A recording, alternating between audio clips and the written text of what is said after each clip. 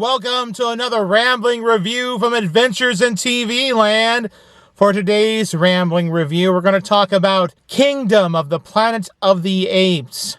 Now, Kingdom of the Planet of the Apes is the fourth movie in the rebooted Planet of the Apes franchise. Overall, it is the 10th movie in the Planet of the Apes saga, not including a live-action television show they had at one point, as well as an animated TV series. The original movies, they came out in the 1960s and the 1970s. There was a rebooted attempt in the early 2000s with Mark Wahlberg, which did not go over very well. And then several years later, they rebooted again. The original three movies in this series involved the ape Caesar, and it was basically his rise as the leader of the apes after a man-made virus destroyed a lot of the population around the world, and then it gave super evolved apes and gave them the ability to speak. Now, this new movie, Kingdom of the Planet of the Apes, takes place about 300 years after the previous film. It actually has an opening sequence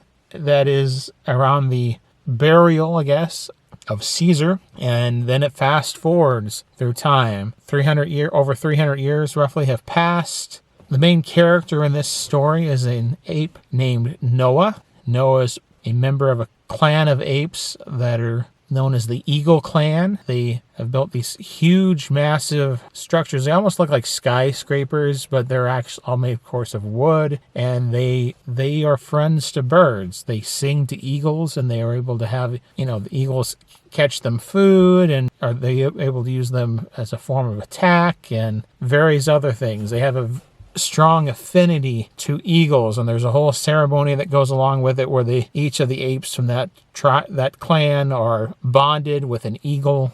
They kind of, they live amongst themselves, that things are going well, and the clan comes into indirect contact with a human. Now, they call humans echoes. They find a garment of theirs is stolen. They are able to retrieve it, but it has the smell of a human being upon it. As a result of this, there is another group of apes from much farther away who are hunting this particular human. They discover this piece of clothing, and then they are able to track it down to where it came from the Eagle Clan, and something tragic happens. Noah is forced to go on the hero's journey and has decided to rescue his clan. Along the way, he meets a few other companions. He learns about Caesar, who was someone he had never heard about before until he comes into contact with another ape who is the leader of this other encampment of apes. This ape's name is Proximus, and Proximus has a human basically as a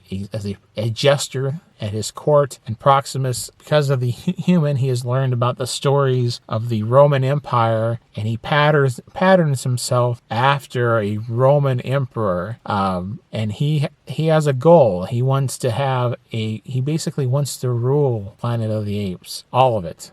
Through the course of the movie, you learn this is somewhat near Los Angeles.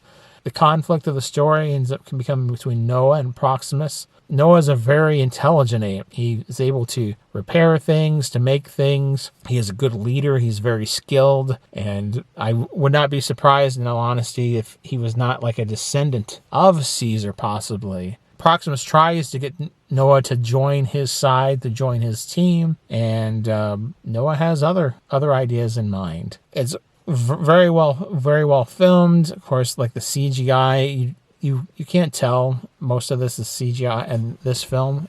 Actually, you can't really tell any of it's done CGI. It's very, very, very realistic. There's nothing about it like, oh, that's CGI, or you can't tell the difference between the apes and the humans at all. I mean, they all look real. Setting looks real. The script, it's a pretty good script.